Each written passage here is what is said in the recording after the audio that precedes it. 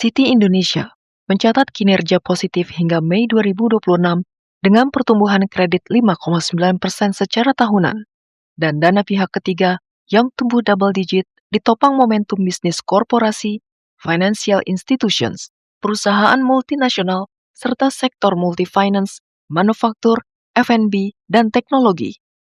Di tengah kenaikan suku bunga BI 100 basis poin dan volatilitas pasar, Citi masih memiliki likuiditas kuat dengan porsi kasa sekitar 70%, KAR 35 hingga 40%. Memasuki semester 2, Citi optimistis kinerja akan membaik seiring pipeline kredit yang kuat, meski tetap mencermati perkembangan suku bunga. Apa kabar Pak Batara? Baik. Gini Pak, mungkin bisa dijelaskan Pak perkembangan dari bisnis Citi dari awal tahun sampai dengan semester 1 ini kira-kira seperti apa sih Pak? Mungkin bisa di-highlight Pak, kira-kira perkembangan bisnisnya sendiri seperti apa?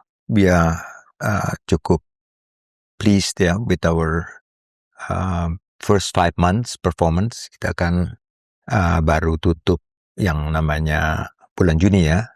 Jadi actualnya masih belum ada ya, but we will release our financials mungkin nanti di Agustus untuk semester 1 ya. But we have as of bulan Mei we are seeing good loan growth, good deposit growth, dan juga kita lihat momentumnya ini akan membaik ya, karena some of the geopolitical tension which impacts our currency volatilities, US dollar terhadap rupiah, dan juga oil price yang sekarang sudah turun in terms of Brent because of the de-escalation of the crisis di Middle East. So we hope really that the second semester will be much less volatile daripada the first semester.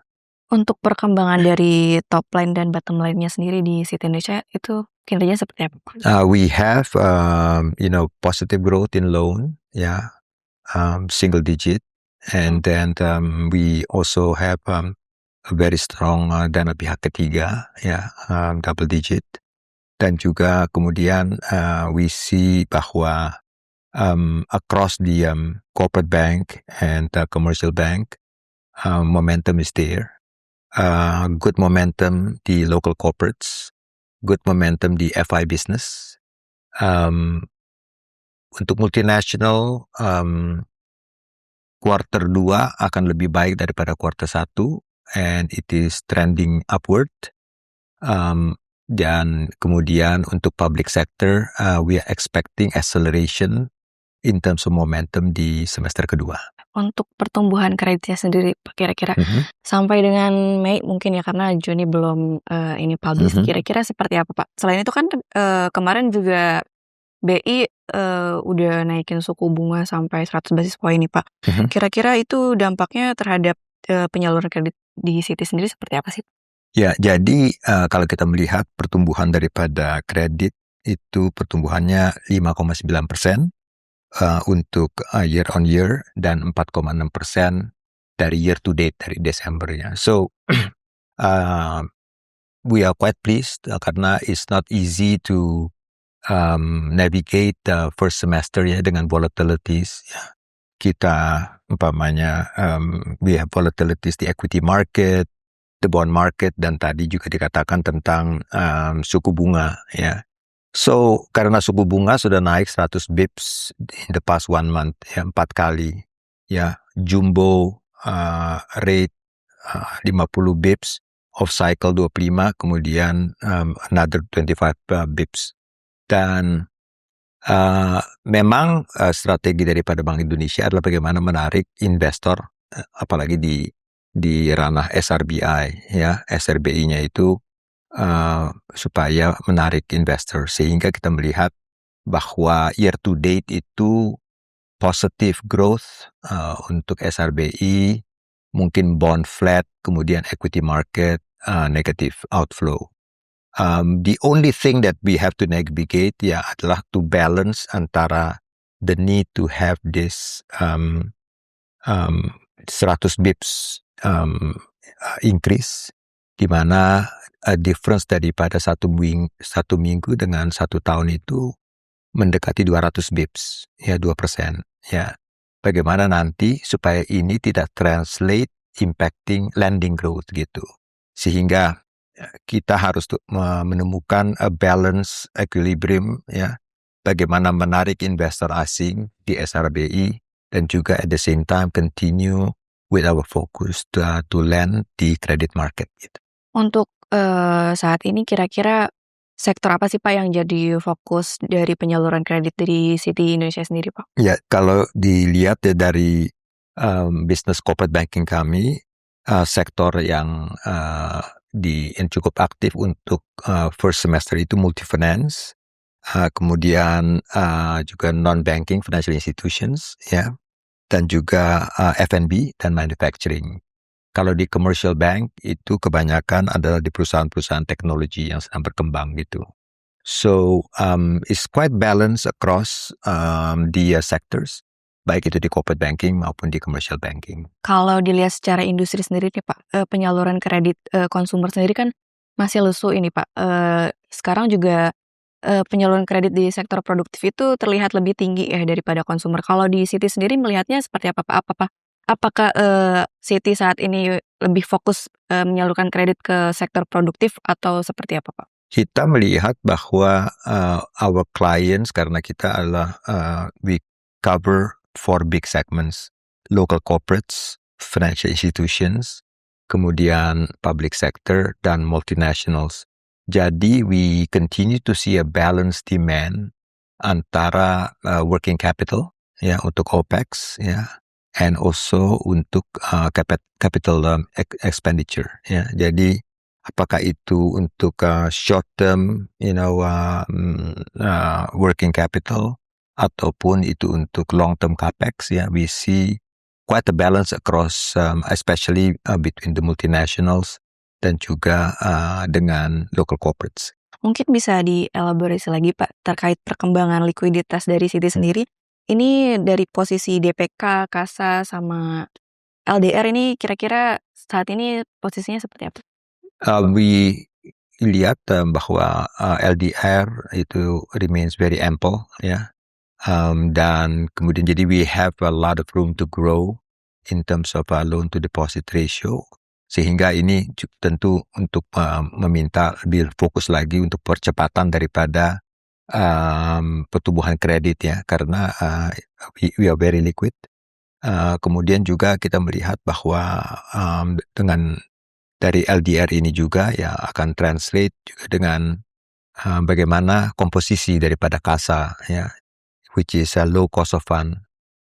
We are in the 70%, jadi 70% daripada funding kami adalah dari KASA, and we feel good about it, bahwa we continue to have this proportion of KASA between 70 sampai 80%.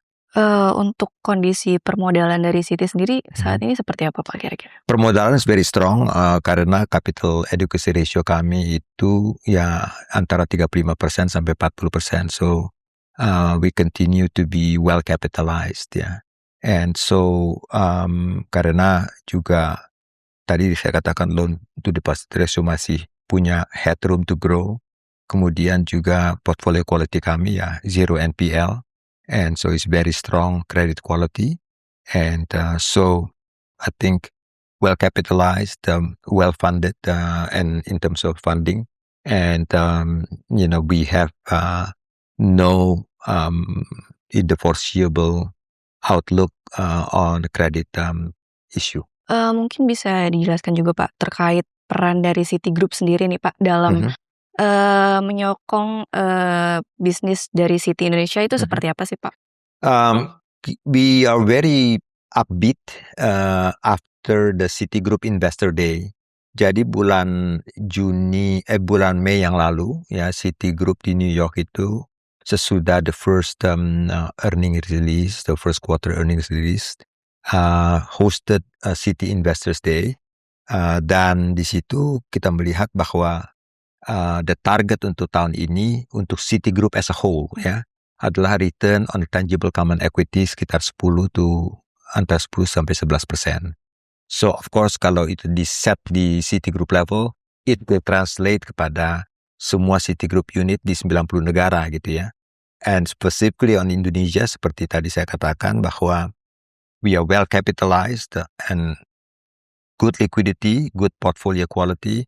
So we hope that di second semester ini pertumbuhan kredit itu juga akan lebih cepat lagi. We have a few very strong pipeline yang akan di-execute mungkin bulan Juli atau bulan Agustus, you know. And dan juga ada beberapa lagi di kuartal 4. So we are quite upbeat that second semester will be better than the first semester. Oke, nah berarti untuk tahun ini dari Citi Indonesia sendiri ada rencana untuk melakukan revisi RBB atau masih inline dengan sesuai target, Pak? Ya, kita selalu melakukan evaluasi RBB setiap 6 bulan ya, because I think it's also good to give an more accurate outlook. Umpamanya nih ya, waktu kita submit RBB 2026 itu di bulan November. Ya, waktu itu ya belum ada perang. Ya, so the assumption on the interest rate, assumption on US dollar, assumption on the oil price is so different ya dengan what happened the first semester gitu ya. So and in the first semester we see the rupiah sempat menyentuh pas 18.000, oil price pas $100 ya kan, dan juga interest rate siapa yang menyangka ada upsize 4 kali ya, yang total 100 bips, sementara di last quarter dari 2025 the paradigm is an interest cut, you know. So a lot of things happen. So dengan changes ini tadi saya katakan, assumption on oil after the war, assumption on the US dollar, you know, assumption on the interest rate sekarang agak tinggi ya, di mana SRBI itu yang 1 tahun itu lebih tinggi daripada 2-year, 5-year, and 10-year bond. So we have submitted RBB to ensure that assumption itu di-update dengan the latest situation gitu. Oke, berarti untuk target dari DPK-nya sendiri kira-kira tahun ini berapa, Pak? Mungkin it's gonna be like high single digit. And same thing with the loan, we are targeting mid single digit gitu. Oke. Kalau dari Citi Indonesia sendiri kira-kira dengan situasi ekonomi saat ini nih, Pak. Dengan situasi makroekonomi juga nih, Pak. Kira-kira bagaimana sih proyeksi Citi terhadap pertumbuhan ekonomi di Indonesia, Pak, tahun ini dan mungkin ke depannya, Pak? Yeah, I think our research note has point out dari Citi Research, we are quite optimistic in terms of navigating the rest of the year 2026 dan 2027. I think fiscal deficit will continue to be below 3%, right? And the only overhang untuk Indonesia adalah we are waiting S&P rating outlook on the what is the outlook on Indonesia and kemudian tentu kita juga menunggu assumption daripada APBN untuk 2027 I think frameworknya sudah di-announce tentang range daripada fiscal deficit tahun depan dan juga assumption untuk growth-nya di atas 5% dan juga assumption daripada falas. So those things we will be watching very carefully, and at the same time, we need to be close to our customers and clients, and we feel that dengan some of the de-escalation daripada geopolitical tension ini, termasuk the war in the Middle East, we hope we'll have a more predictable second semester. Gitu. Terima kasih banyak Pak Batara atas waktu dan kesempatannya. Keputusan bisnis terbaik datang dari data, bukan tebakan. Mudah berlangganan Business Insight dengan subscribe with Google.